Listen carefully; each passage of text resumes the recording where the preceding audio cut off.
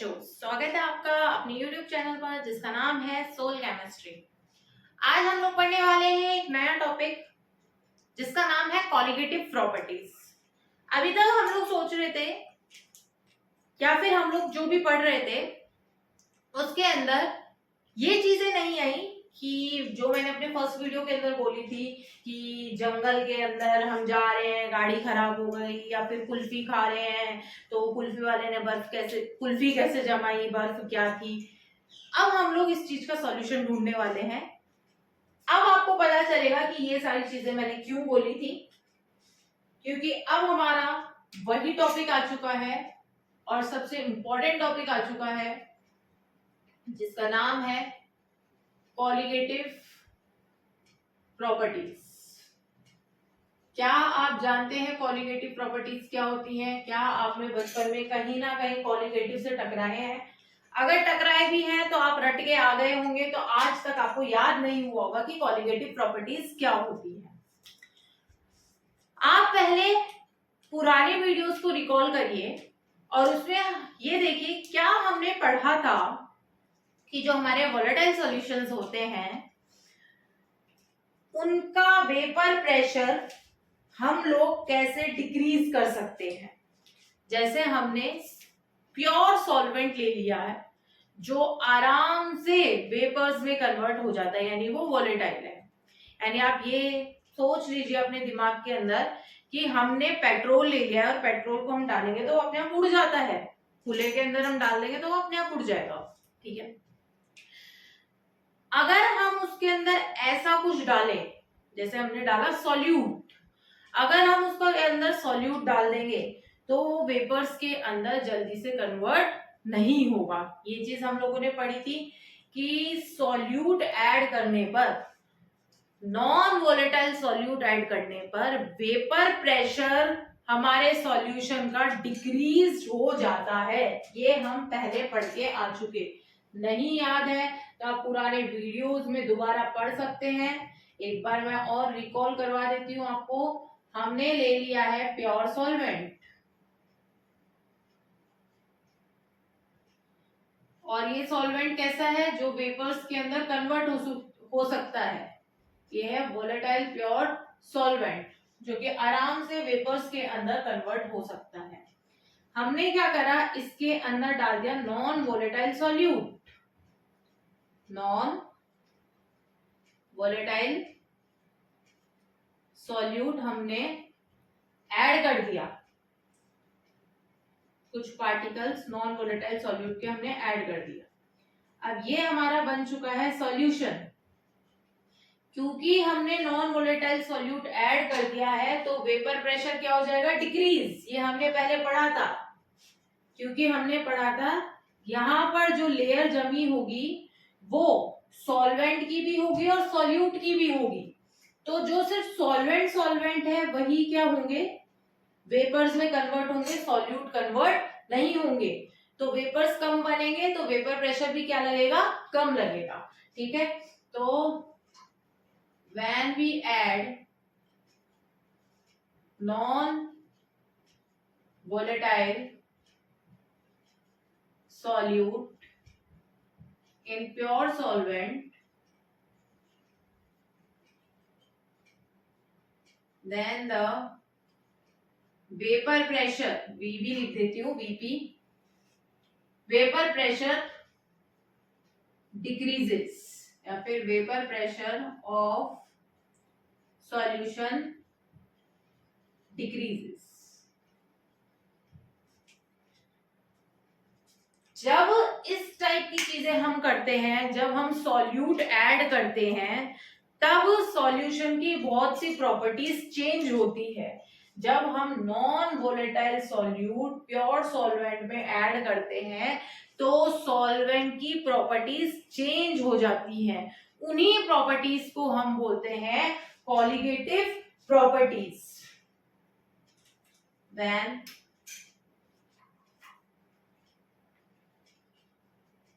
we add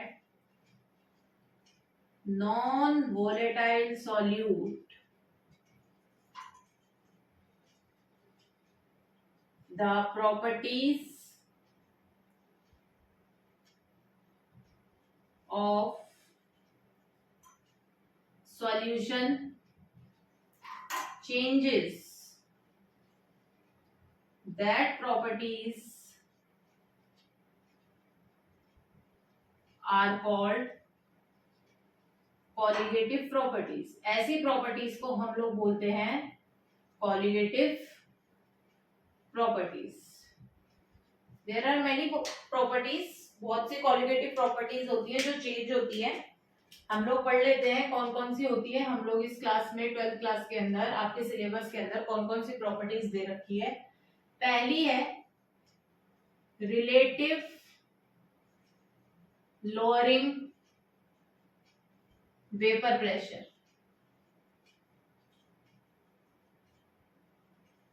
दूसरी है elevation of boiling point,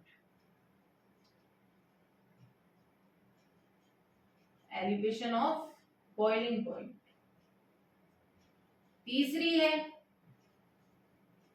depression of freezing point.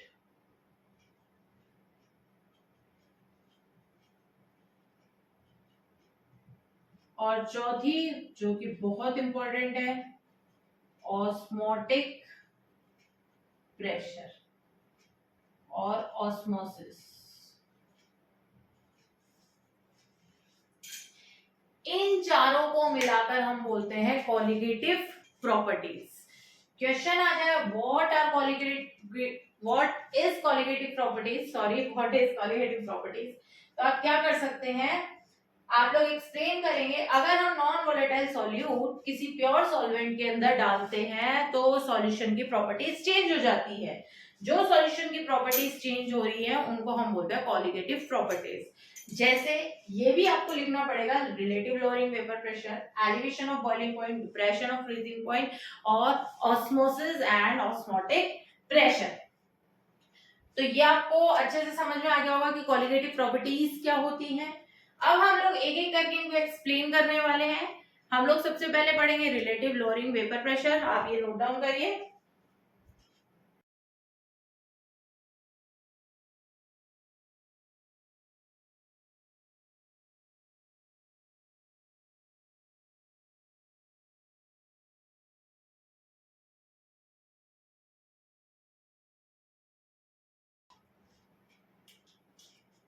अब बच्चों हम लोग पढ़ने वाले हैं फर्स्ट कॉलिगेटिव प्रॉपर्टीज, जिसका नाम है रिलेटिव लोअरिंग वेपर प्रेशर।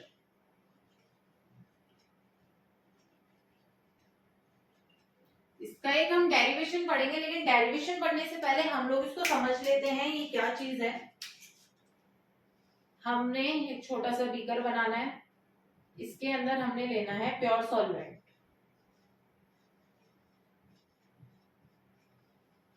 जो कि कैसा है, वोलेटाइल है। और ये क्या बना रहा है, वेपर्स बना रहा है। और ये बहुत सारे वेपर्स बना रहा है। और ये वेपर्स बना रहा है तो ये लिक्विड के ऊपर क्या डाल रहा है, वेपर प्रेशर भी डाल रहा है। हम बोल रहे हैं रिलेटिव लोअरिंग वेपर प्रेशर, यानी हमको वेपर प्रेशर को क्या करना है, कम करना है। और हमने क्या पढ़ा था, हम वेपर प्रेशर कम कैसे कर सकते हैं, जैसे ही हम लोग सॉल्यूट ऐड करेंगे, नॉन वोलेटाइल सॉल्यूट ऐड करेंगे, ये वेपर प्रेशर क्या हो जाएगा, कम हो जाएगा। तो हमने क्या करा, सॉल्यूशन बना लिया। सॉल्यूशन कैसे बनाया हमने, एक तो है प्योर वोलेटाइल सॉल्वेंट और इसके अंदर हमने ऐड कर दिया volatile non volatile solute. Bye adding non volatile solute the vapour pressure of solution is decreases. जैसे ही हम लोग सॉल्यूशन के अंदर सॉल्यूट ऐड कर देंगे नॉन वोलेटाइल, तो इसका वेपर प्रेशर क्या हो जाएगा, डिक्रीज, क्योंकि कम वेपर्स बनना स्टार्ट होंगे। जैसा कि मैंने बताया था, हमारे पास लेयर पे सॉल्वेंट भी प्रेजेंट होगा और सॉल्यूट भी होगा। तो सॉल्यूट तो वेपर्स बनाएंगे ही नहीं, सिर्फ सॉल्वेंट ही वेपर्स बनाएंगे। तो क्योंकि सॉल्यूट सॉल्वेंट मिक्स है तो कम वेपर्स बनेंगे, कम वेपर्स बनेंगे तो वेपर प्रेशर भी क्या हो जाएगा, डिक्रीज। तो रिलेटिव लोअरिंग वेपर प्रेशर का मतलब by adding non volatile solute, देखो डायग्राम से ये सब क्लियर हो रहा है, by adding non volatile solute in pure volatile solvent then the vapour pressure is decreases, vapour pressure क्या हो जाएगा हमारा, डिक्रीज हो जाएगा। तो इट मींस दैट कि प्योर सॉल्वेंट के कंपैरिजन में सॉल्यूशन का वेपर प्रेशर क्या होगा, कम होगा। अब इसका हम लोग एक न्यूमेरिकल कर लेते हैं, एक डेरिवेशन कर लेते हैं पहले, उसके बाद हम लोग एक न्यूमेरिकल पढ़ेंगे। हमने एक लॉ पढ़ा था, राउल्स लॉ, उसके अंदर हमने क्या पढ़ा था कि P1 डायरेक्टली प्रोपोर्शनल होता है X1 के। P1 ही क्यों होता है, क्योंकि हम एक तो ले रहे हैं प्योर वोलेटाइल सॉल्वेंट और एक ले रहे हैं नॉन वोलेटाइल सॉल्यूट।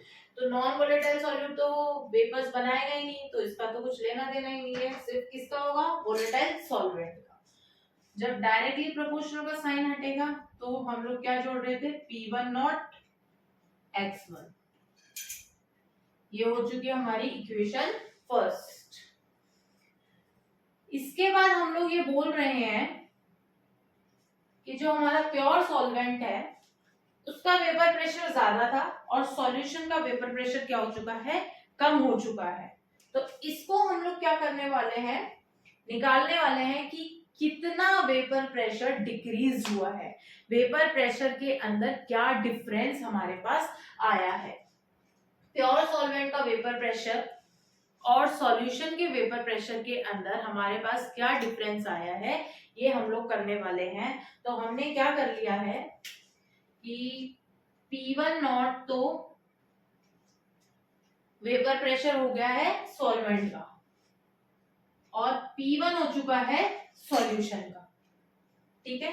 तो हम लोग प्योर सॉल्वेंट के वेपर प्रेशर को माइनस कर देंगे सॉल्यूशन के वेपर प्रेशर में से, और ये हमारी इक्वेशन बन चुकी है second.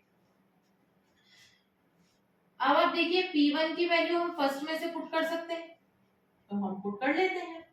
Put the value of P1 in equation second from equation first. तो डेल P1 बराबर हो जाएगा P1 नॉट माइनस P1 की वैल्यू क्या है, P1 not X1। Del P1 बराबर, यहाँ पर हमारे पास कॉमन आ चुका है P1 नॉट, क्या बचा है 1 माइनस X1। ये हमारे पास इक्वेशन बन चुकी है थर्ड। यहां तक आपको क्लियर हो गया होगा।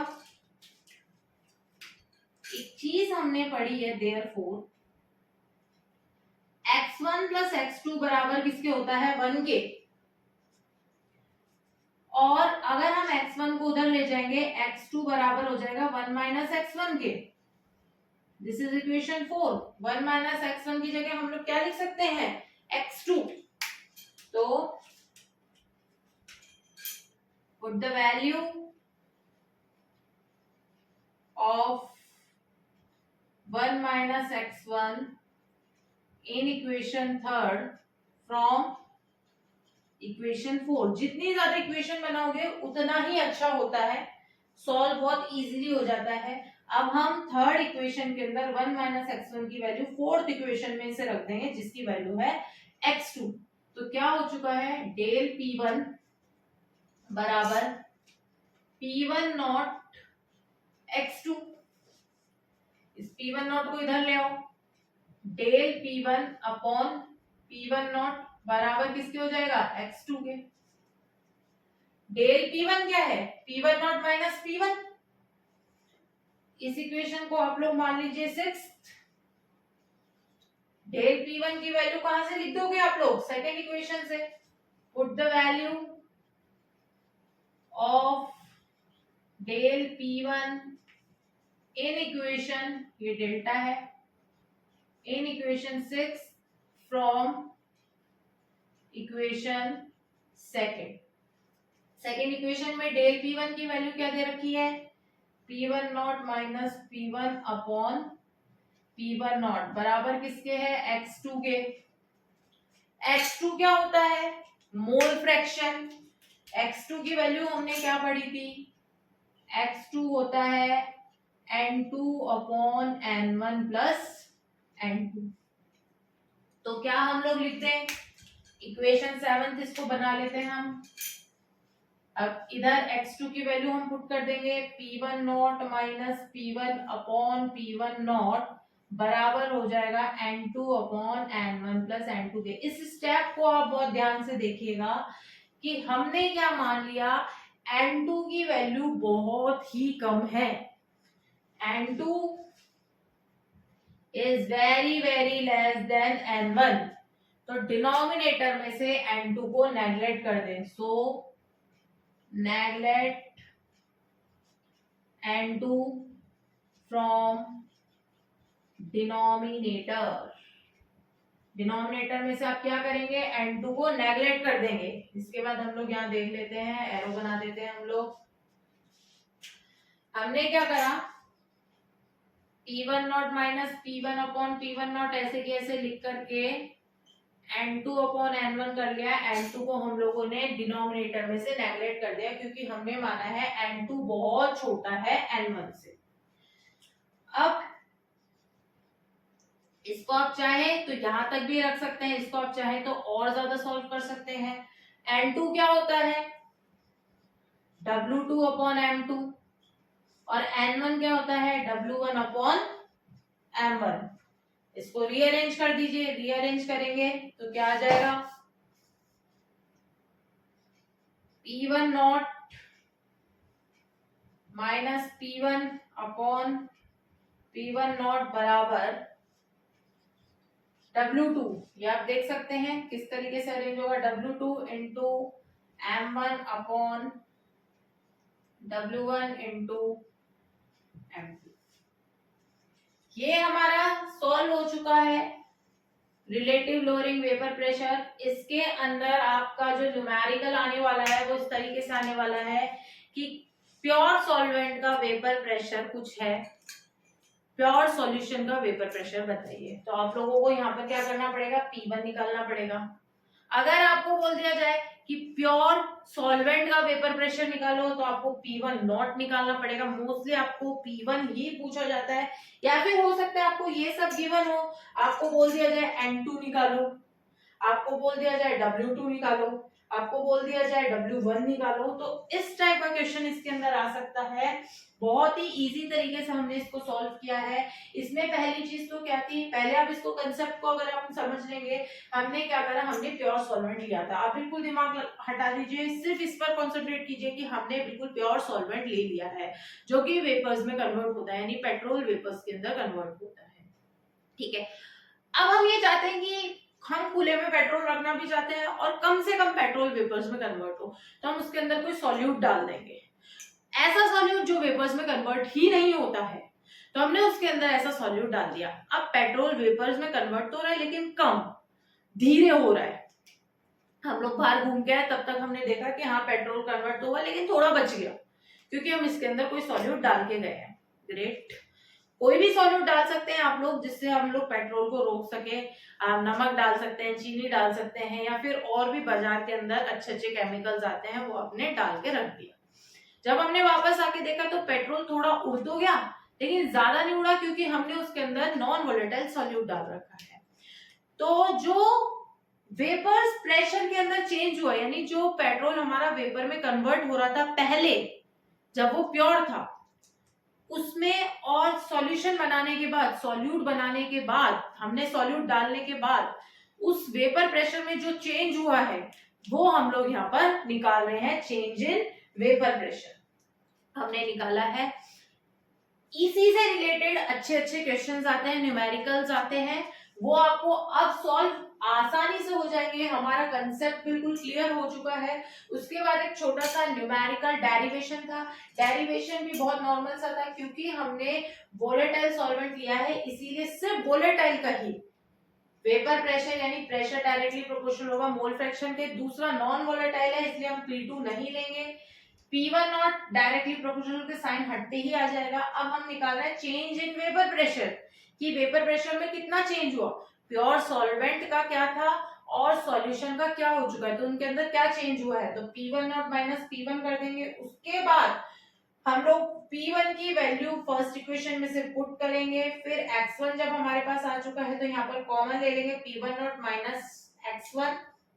1 माइनस x1 की वैल्यू हमारे को पता है x2 होती है, वो हमने पुट कर दी। अब P1 नॉट को इधर अपॉन में ले आए, डेल P1 हमने यहाँ पर पढ़ा था P1 not minus P1, value put कर दी। x2 हम जानते हैं n2 upon n1 plus n2 होता है, n2 को हमने नेगलेक्ट कर दिया है तो n2 अपॉन n1 बचा है। उसके बाद हम लोग n2 और n1 की वैल्यू लिख चुके हैं और ये हमारा सॉल्व हो चुका है। आप यहाँ तक भी छोड़ सकते हैं, आगे भी सॉल्व कर सकते हैं, जैसा आप चाहे वैसे कर सकते हैं, लेकिन ये आपको अच्छे से समझ में आ जाए वो सबसे ज्यादा इंपॉर्टेंट है, क्योंकि n2 n1 की वैल्यू फॉर्मूलेज हम लोगों ने पहले भी पढ़े हैं। ये थी हमारी first qualitative property which is called relative lowering vapour pressure. Next video के अंदर हम लोग पढ़ने वाले हैं और भी qualitative properties like depression of freezing point, elevation of boiling point, ये सब हम लोग पढ़ने वाले हैं। यहाँ तक आपको अगर कोई भी कंफ्यूजन हो, कोई भी प्रॉब्लम हो, तो आप बिना झिझक के, बिना हिचकिचाए कमेंट सेक्शन में, कमेंट बॉक्स पर एक छोटा सा कमेंट कर सकते हैं। वो प्रॉब्लम आपकी हैंड टू हैंड रिजॉल्व हो जाएगी। इसके आप लोगों को नोट्स मिल जाएंगे, उसके लिए भी आपको एक थोड़ा सा कष्ट उठाना पड़ेगा और आपको कमेंट करना पड़ेगा। मिलते हैं हम लोग अगले वीडियो के अंदर और कुछ क्वालिटेटिव प्रॉपर्टीज के साथ। तब तक के लिए थैंक यू, खुश रहिए, मजे करिए।